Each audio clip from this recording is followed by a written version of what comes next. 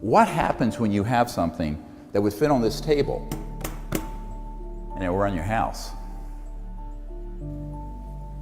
Pulling energy from the quantum vacuum or the zero-point energy field. You don't need utilities. J.P. Morgan famously was reported to have said to Nikola Tesla, when he had a car that had a little antenna on it that was running around where the batteries were charging themselves, J.P. Morgan said, if we can't put a meter on it, we don't want it. Dr. Putoff, he does zero-point energy research. He's worked for every three-letter agency. Told me personally that he knew we already had these technologies, but that if he were to bring them forward, he would be killed along with his family and children. In 1927, there were 2 billion people in the world. Now there's 7. So of those 2 billion people, there were very few people living with cars and electricity in their homes, and et cetera and so on. Now you have 7 billion people and billions more people living on that system, which has become entrenched, bureaucratically built into our funding mechanisms from the state, local, federal level of support, and also where there are a lot of very powerful stakeholders. And so from a rational point of view, you'd say, well, these technologies would get us off of oil, gas, nuclear power, no more Fukushimas. But from the point of view of people who are looking at the national security equation from a macroeconomic stability point of view, this is their worst nightmare. 99.9% of the people on planet Earth would benefit from this. There is a very, it's not the 1%, it's the 0.0000001% who would not benefit from this because they are the ones sitting atop the petrodollar system, the macroeconomic order, and particularly the fact that it is run, and everything we're using is run on a metered linear energy source, even solar and wind. If you begin to talk about the phenomena of new energy, free energy, anti-gravity, UFOs, you're stepping into an area that is the most sensitive, compartmented intelligence in the history of the United States. First, I want to give you sort of the big picture. And the big picture is that we haven't needed fossil fuels since about 100 years ago. This building was built in 1913. Certainly by then, Tesla, Faraday, Maxwell, particularly the Maxwell-Quaternion equations that were chopped off and changed, as you may well know, some of you who are engineers, has resulted in us having an energy sector that requires us to burn something or heat something up to create steam to get us electricity or to run our cars.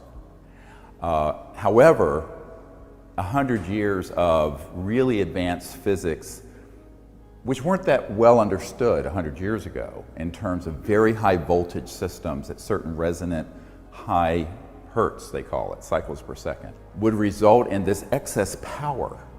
And it was observed by Faraday, and it was observed by Tesla, and it was observed by many others, and said, where is this coming from? Professor Dirac, D-I-R-A-C, said, well, he called it the Dirac Sea. And of course, Tesla called it the ocean of infinite energy. And it's been called various things. The modern term is the zero-point energy field. If you create this kind of vector into the zero-point energy field, and you create a certain counter-rotating vortex, let's call it, which is almost a Sufi-like phenomenon, you get what's called lift. And you get a phenomenon that's known as electromagnetogravitics.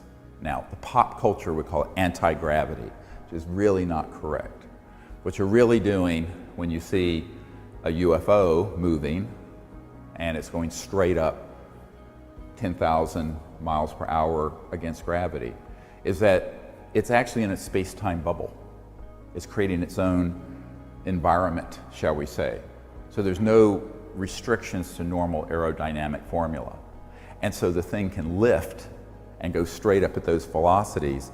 And if it goes through another level, the entire object, the mass of the entire object, can become massless.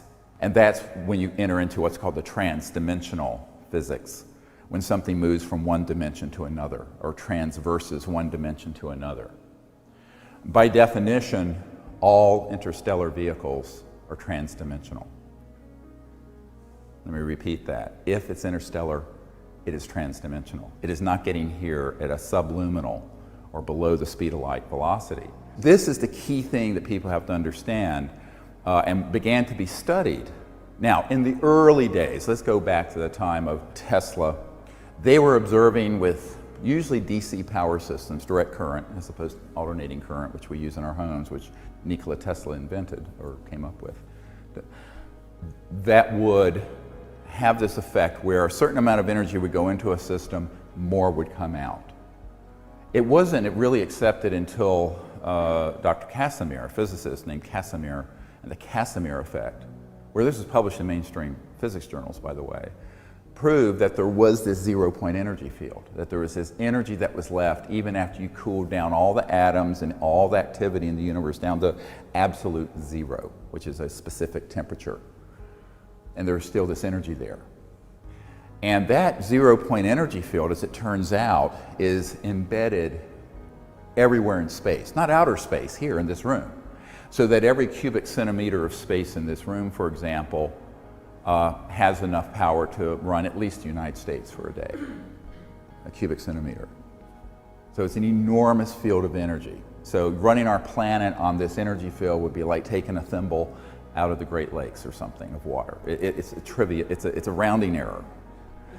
However, as J.P. Morgan famously was reported to have said to Nikola Tesla, when he had a car that had a little antenna on it that was running around where the batteries were charging themselves, J.P. Morgan said, if we can't put a meter on it, we don't want it.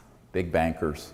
Now, 100 years ago or 90 years ago to today, nothing's really changed in terms of the geopolitical, financial, macroeconomic exigencies. And that's the huge problem. Is there a technical challenge? Yes. And we'll get into how we can mount a sort of effort together to come up with a modern day version of what Tesla had. But the geopolitical, macroeconomic policy issue is the big problem. And it isn't just because there are a few bankers and kleptocrats that are misanthropic sociopaths, although some of them are. It's because there are a lot of stakeholders who don't want to have to deal with the change. Even if you don't accept that in your paradigm, the inhumanity of keeping these sciences and technologies away from the public and the poverty that it engenders.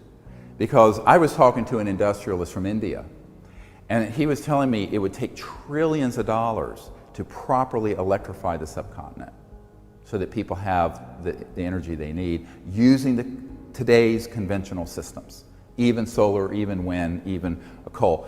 And you know, we're facing a situation now that every year or two there's 1,000 new coal-fired burning power plants being put online in India, China, and elsewhere, mostly without any scrubbers. So in the Pacific Northwest and other places, you have a huge amount of the pollution that's in the West Coast is coming from Asia because there's no scrubbers in those coal. And you look at the air in Beijing and Shanghai and other cities, it's not breathable. Then you go to the oceans, where you have the Fukushima reactor releasing all this radioactive material, and huge parts of the oceans, because there's all the CO2 going into the oceans, are beginning to die because of the acidity and alkaline levels being upset. So there are all these big macro geophysical effects while we're trying to maintain the current macroeconomic order. Big problem, huge mistake. But who's going to fix it? This is really the crux of the problem. And many people have asked me, given the folks I've met with over the years, why doesn't someone do that? But see, everyone says that. My wife and I this week were just up in New York meeting with the head of a foundation. And the question came up frequently with people there, all of whom were incredibly wealthy. Well, why doesn't Bill Gates do it? Or why doesn't the president? It's always, why doesn't someone else? Of course, if you go to the president, he'll say, no way, Jose. And if you go to billionaire X and billionaire Y and billionaire Z, many of whom I've met with, they'll go, you know, one of them once said to me, we all want to be first to be second.